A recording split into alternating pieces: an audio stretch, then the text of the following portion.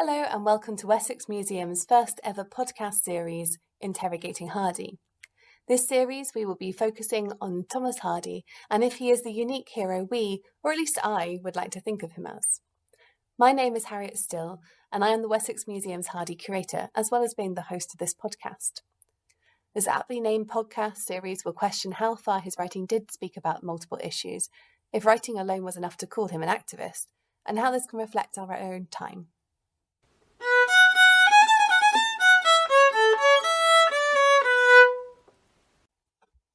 Hello listeners, this episode of Interrogating Hardy will assess Hardy and his views on women's role in society. So let me introduce you to our two wonderful guests for the show.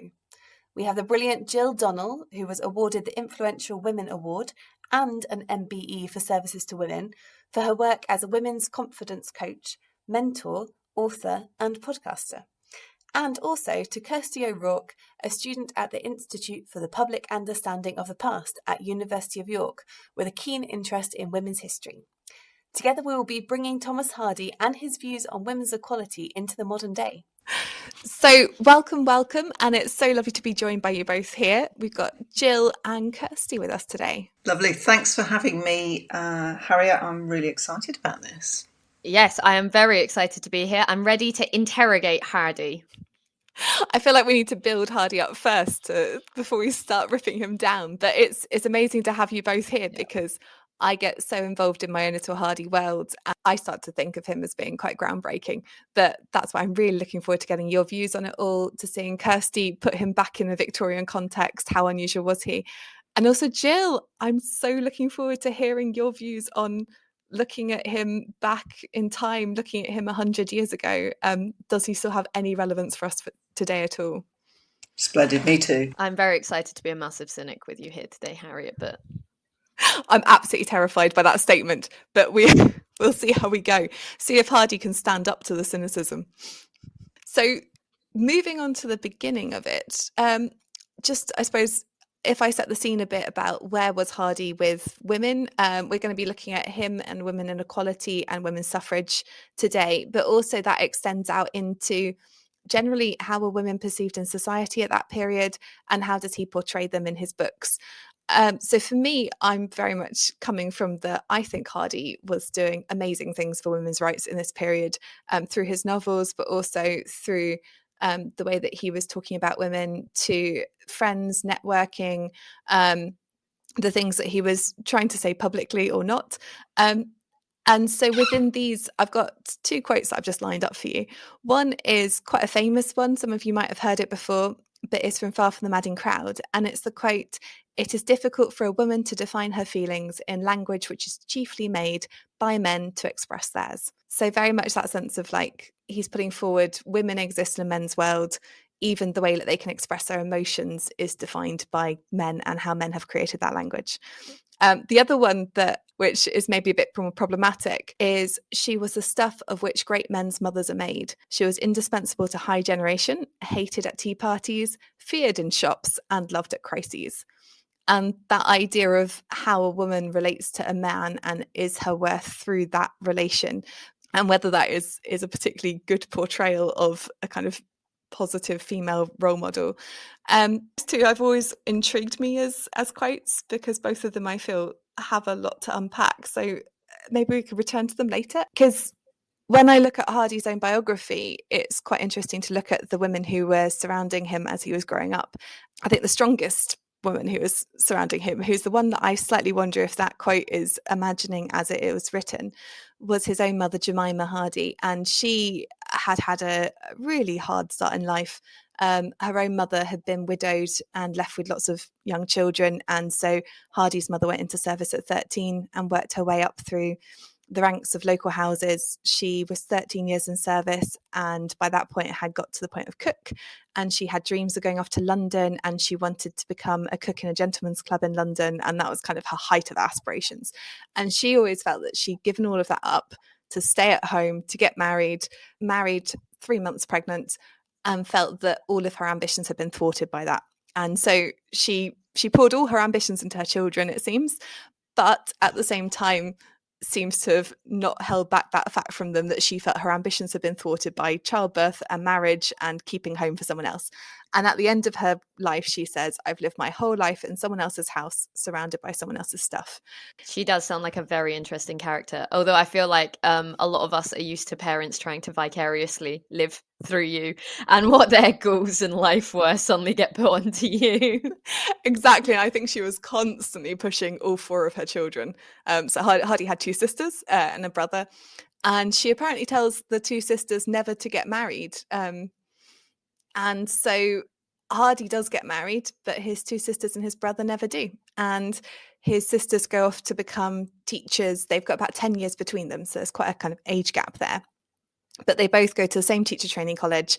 They both train up to be teachers. They both go off and get independent jobs at schools around Dorset and Wiltshire. And that enables them to have an independent income for the rest of their lives. They're able to support themselves. They can own property. And because they never marry, they never have to transfer that property or that money or that income over to anyone else. And of course, at this period, it was also a time when women would also have to transfer, if anything went wrong in the relationship, their children would also belong to their husband. And this starts to change at the latter end of the 19th century, but it's still the case for Hardy's mother, and would have been the case for Hardy's early marriage with his wife. So it's a very, very different world they're all living in, and you see these women trying to negotiate that world.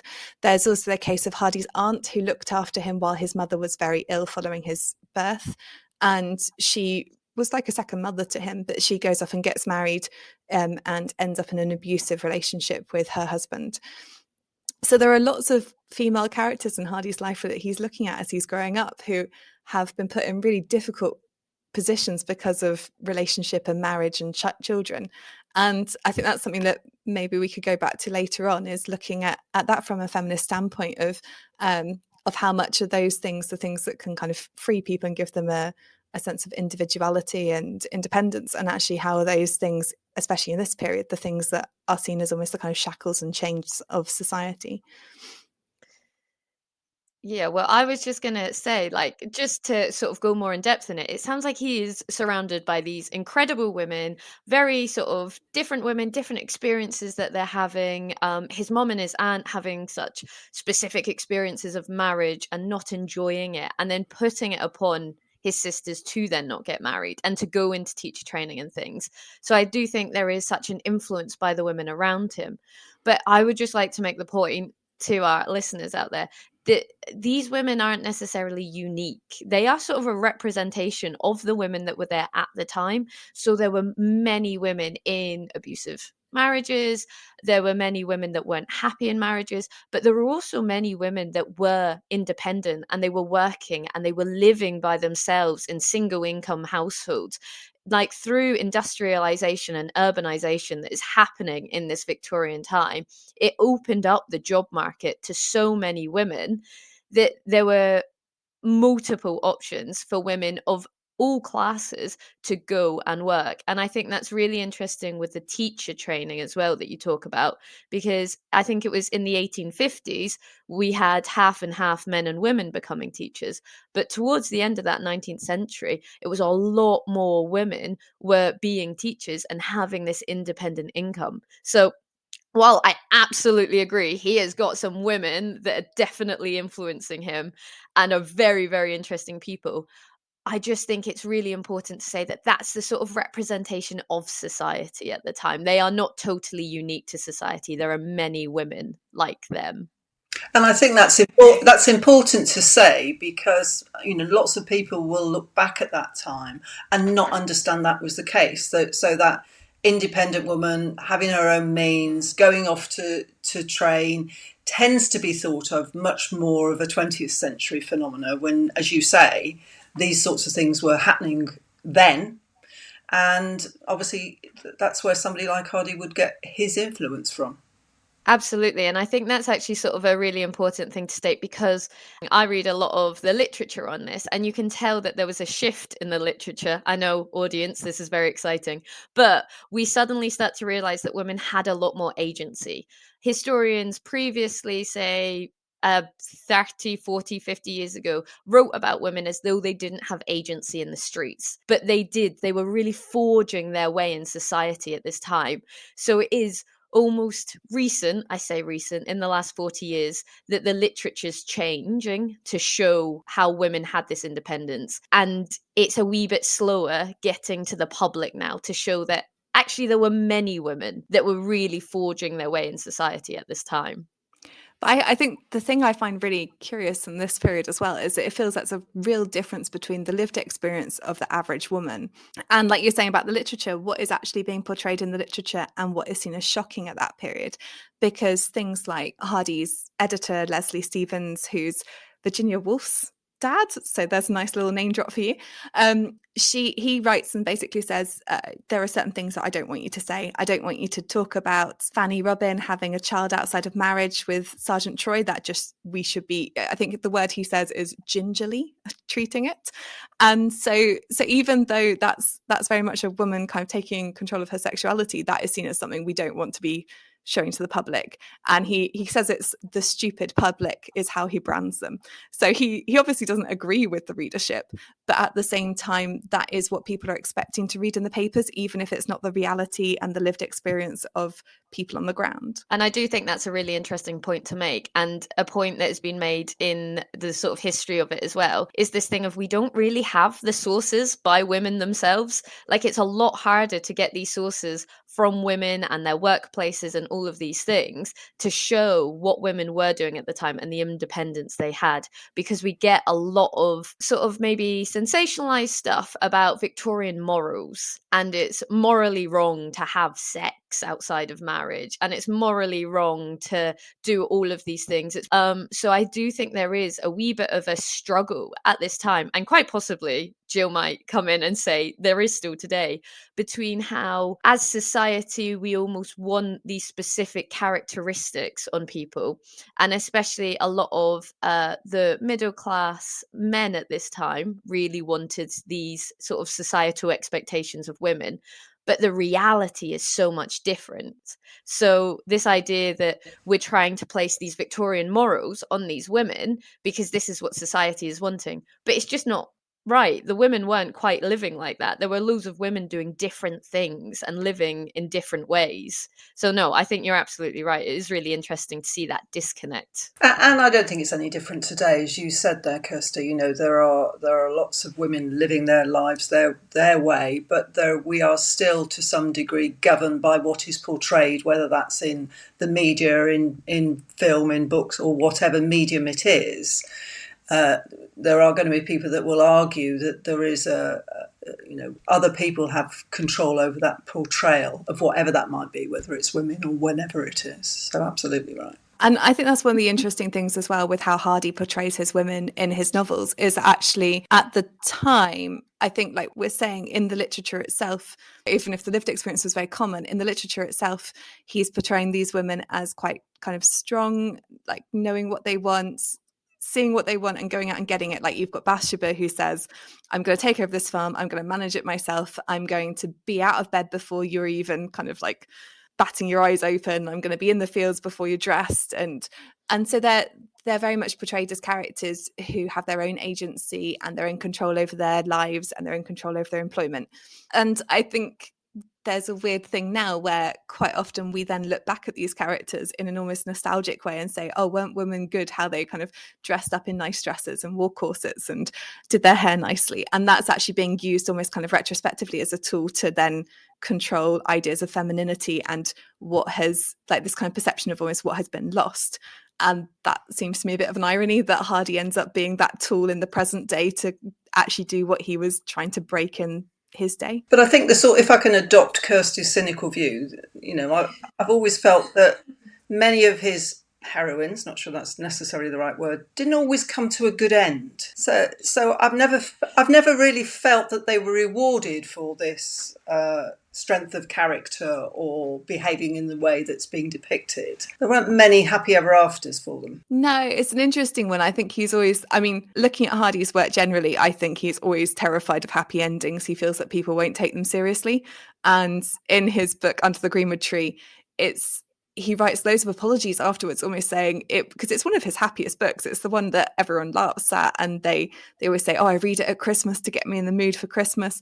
And afterwards he says, I'm really worried that I've portrayed rural people in too comedic a way, and that people won't take it seriously, and they won't take the plight of these rural people seriously because they're too comedic. They all have happy endings. And in that fancy day, she has like a really, really happy ending. She gets together with the man she loves, and she has a nice house, and she has all the things that she could possibly want. And we kind of ignore her as a heroine because she's not exciting enough and not enough happens to her.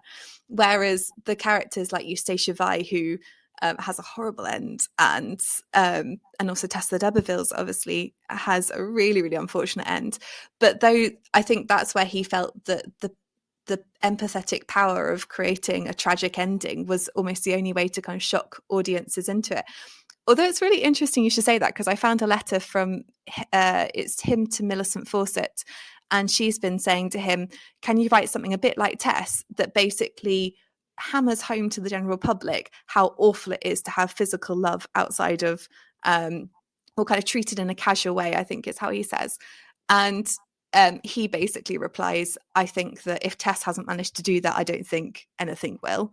And also he says about how he's read another book recently, which is meant to be about the kind of the scandal of casual love and all the bad things that will happen to you. And he says, well, at the end of it all, the man falls off a cliff and dies, and the woman dies of consumption. And I don't think that's really going to help anyone. So where you're saying that he kind of, he has all these sad endings, and is that in a way condemning those women? And I've heard it said that he's almost misogynistic in the way that he kills off or maltreats his female characters. But I think he saw that in the context of the literature of the time that was trying to say similar things, as actually at least his had a point. It wasn't just killing them off almost to kind of punish this character. Well, I was going to say as well, just from a previous conversation that we've had, Harriet, like a lot of women really appreciated having these characters in his books at the time, didn't they? Well, and that's one of the amazing things in the Salisbury Museum exhibition, is that we've got these 3 letters from 3 women, all in their 20s, as far as I remember, who are all saying, I've lived this experience before, and this is the first time I've seen it in the public eye being, and because he was, by this point, he was an international phenomenon, yet he wasn't just a local Dorset writer writing for a Dorset audience. He wasn't even just writing for an English audience. We've got a letter from The Hague, we've got a letter from New York, we've got a letter from London, but the London one is someone who was born in Glasgow and has been living in South Wales. She's only gone to London for a holiday and been writing from there. And so these 3 women from very, very different backgrounds, from very different places, all 3 of them are saying, I've lived this experience, which, and also that's just the ones who wrote to him that I have found in the collection at a casual glance. And so I just thought that really struck home to me, that people are feeling that he is writing their experience. And much as you say, Gill, that it's not always the most positive experience, I think they just found it really powerful to see themselves represented. And that's how Hardy sees himself as an activist in this period. I know this is again getting onto a thorny issue, but he sees his activism as being very much through writing about these things and creating empathy with the characters. It gets quite complicated when people start asking him straight up to write things to the paper or make public statements about women's equality and women's suffrage. But that translates to modern day. So often we hear that commentary from people through TV and film. This is exactly what I want to be portrayed, and directors and producers and writers are doing that today, whatever they're describing, to have that impact. And it's interesting, isn't it, that he saw himself.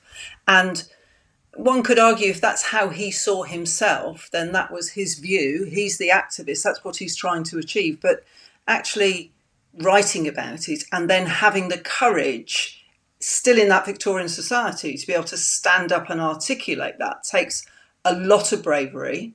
And the sort of outcome if that goes very badly wrong is really profound for people. So we see that in modern day.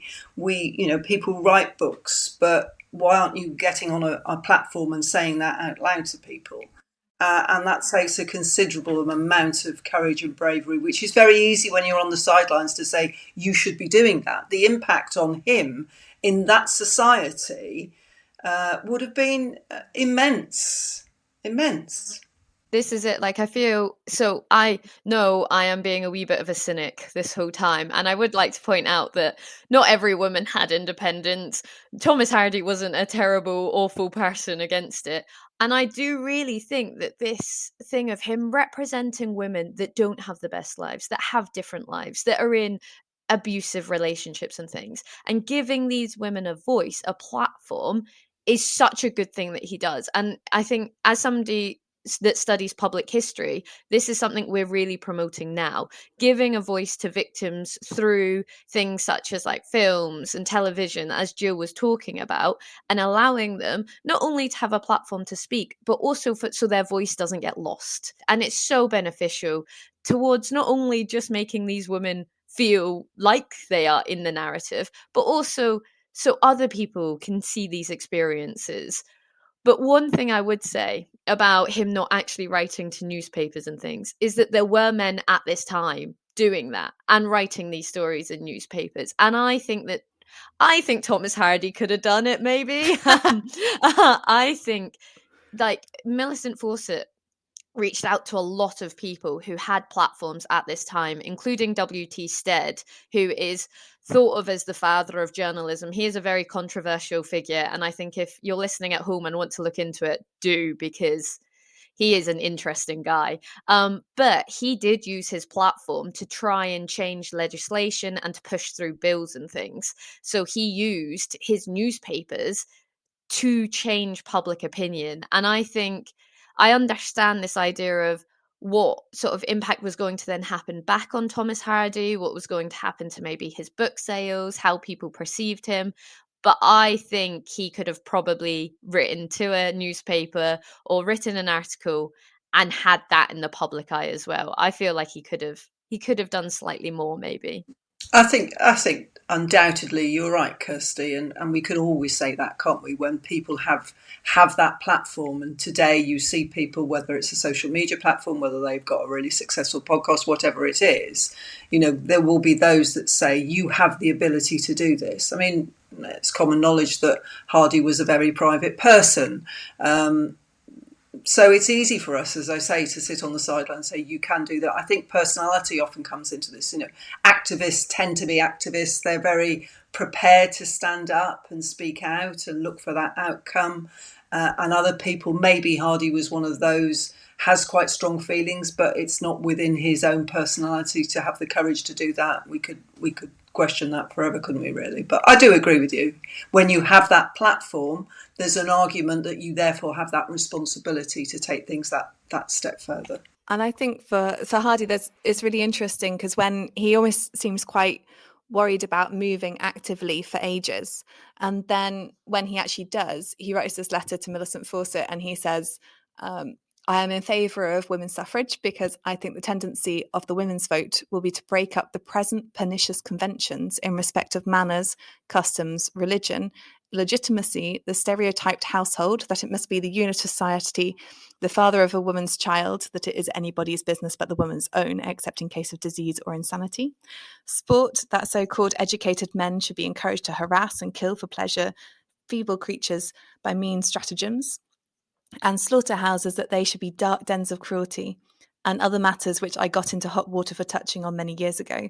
So there he's referring to the fact that he's tried saying many years ago that he thinks that, I mean, this is a really interesting debatable topic in itself, but that women's suffrage is in some way linked into all these other things that he sees are wrong with society, like the concern for people being in a nuclear family that has two parents and children, that there are the idea of who the parents are of a child and whether that should be anyone's business except the mother's.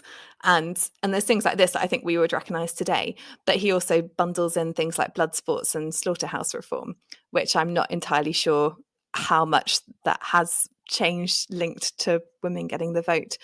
But when he writes this to Millicent Fawcett, she writes back and says, "I'm really sorry. I can't remember quite how she phrases it, but it's along the lines of John Bull isn't ready for this." And so, having finally stepped out of line and been like, I'm going to pin my colours to the mast, I'm going to write this letter, I'm going to tell Millicent Fawcett what I think, she says, "I'm really sorry, I can't publish this." And it gets put back in a drawer.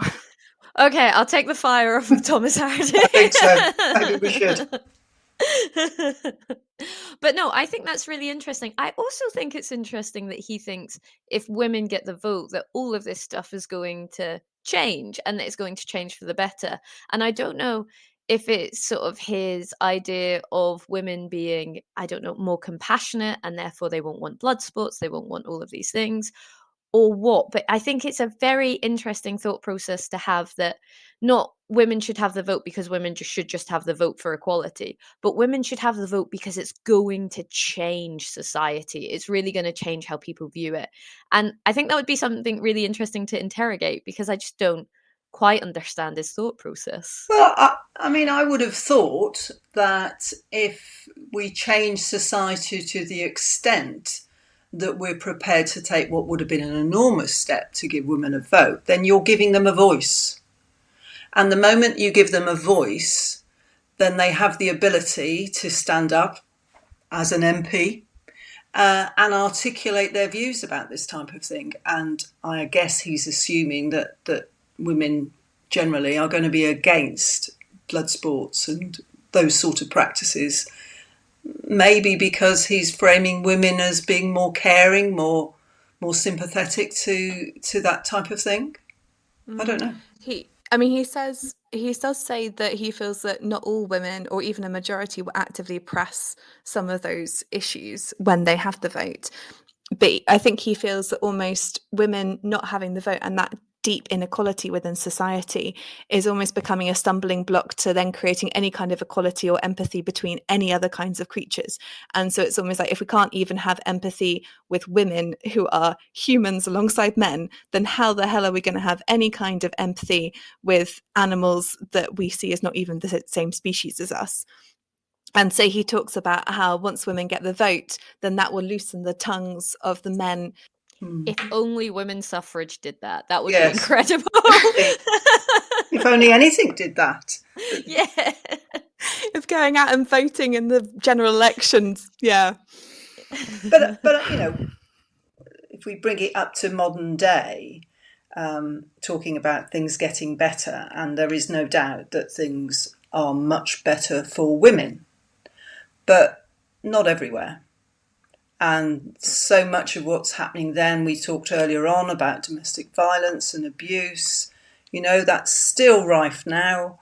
And, you know, we talk about global pandemic, the disproportionate impact on women and children carries on throughout time. And I think that's really the sad thing, is that he had these great aspirations, as we've just been talking about, and optimistic about the future and what it was going to be like. But at the risk of being a little bit maudlin, that's not really happened, nor is it likely to. Undoubtedly, we've come so much further, but that still today there is disproportionate impact on women and girls across the world. I really think that's an important point. And I think, as a wee bit of a tangent, but I really don't like this thing of, oh, well, why are people still feminist? You've got equality. What more do you want? And you're there like, no, there's so much more to fight about. And if it's even like global things that need to be fought for, but even just like having to pay for sanitary products and all of these things, like there's so much more to fight. We've not come to an end. We've not made this amazing progress because women have got the vote and that's all that they needed. There is so much more to go with. And I think you're absolutely right. There has been progress made with it, but there is more to do. And this idea that almost feminism should be over, we don't need to fight for equality, I think is quite an annoying argument that I get sometimes. Yeah, and you know, it depends on who's saying it, but that's absolutely right. If you think about equality, yes, there are lots of places where that is true in comparison to whether it's Hardy's time or any other time, but there are still so many places. I was I was reading an article today about one of the newest industries, renewable energy, hugely expanding somewhere, we're thinking about the future, but about only 1 in 10 senior managers in that industry are women. They are clearly being left behind. There are other areas we can go to where the numbers are better, but that's a new and expanding industry, and it's not looking that good at the moment. So there's still loads to be done. The danger, I think, is if we talk about what still needs to be done, is we can forget how far we have come. Yes. And we have to always remember that. And I mean, I had this when I was going through some of Hardy's sisters' letters, and there's this really, I don't know how unusual it is for the time, and this is something I've been musing on. But it's a letter from his sister writing to the board of the school that her sister is teaching at. And she's stating her terms of employment and saying, I will be paid this much, I will work these days, I will do some extra work on this particular day because at the moment my sister is not properly supported. And I will be looking to start my employment on these dates. And I just thought how gutsy it felt reading it. But it seems ridiculous that it should be. But it really struck a chord because I was reading something about the proportion of women who were asked to negotiate their contract once they're offered a job. Yeah. The pay levels and women's ability to ask for a pay rise. That's exactly what I was thinking. A lot of my work currently is around confidence. And that's an extremely confident woman that's putting that, confident in her ability, confident perhaps that she knows there is no one else that can do that. But if we talk about women's confidence, which is one of the big issues that I'm concerned about, then yeah, that there is still a long way to go for lots of women, and they don't always negotiate that pay rise. They are paid less because often, not always, but often, men will just go in, demand what they want and get what they want. Women don't because they don't ask. And then we could go into a whole new podcast about whether that's about how we're brought up to be nice and women. I remember being told when I was small, I hope neither of you have ever heard this, that little girls should be seen and not heard. And that was just said. That's not anything I would ever say to my 2 girls. But I'm only going back 60 odd years, and that was very common. Little girls should be seen and not heard. And that still permeates through the media, through social media, through an exploration of what is nice, what is good. If we go and we talk about language that's used to describe women, and, bossy is a negative term. Assertive women, and I know the difference between assertive and aggressive, will be described often as aggressive. The language used in appraisals for women at work invariably is very different to the language used to describe men. So yeah, that's very impressive, that statement that she made there. I really like that. Yeah. And I think that's, I don't know, waving my little Hardy flag again.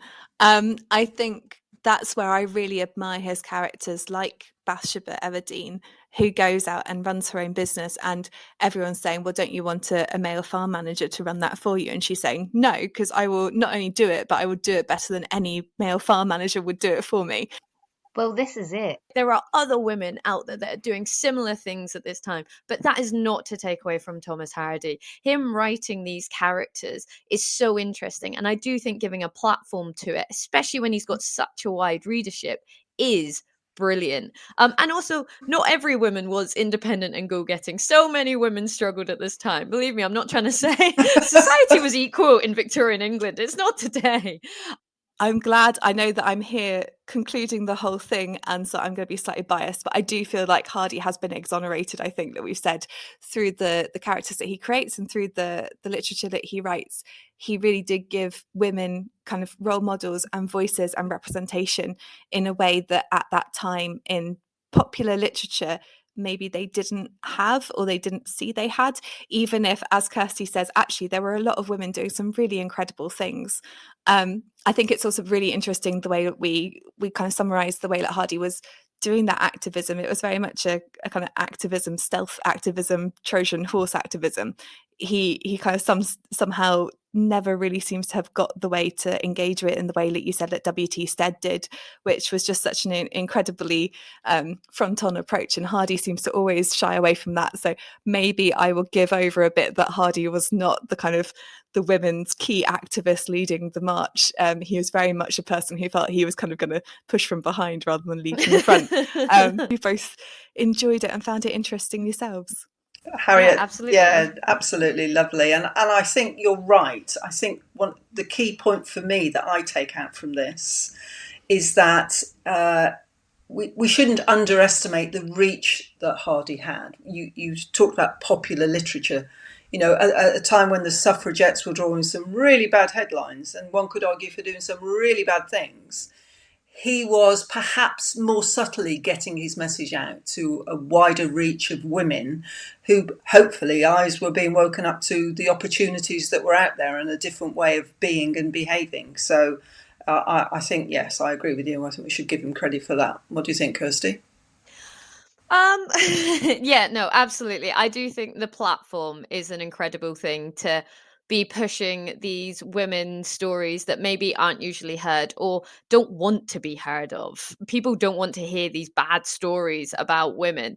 So I absolutely do think that he is great for that, and he should be congratulated for that, I suppose. But I always think it's important, and if any of you listeners want to go on and keep researching, is look out for those women that were doing it as well. I think it's really important not only to say, Hardy did do some good things, he was being a bit of an activist at this time, but also let's not always look at women through the lens of a man. Let's find these other women to look at as well.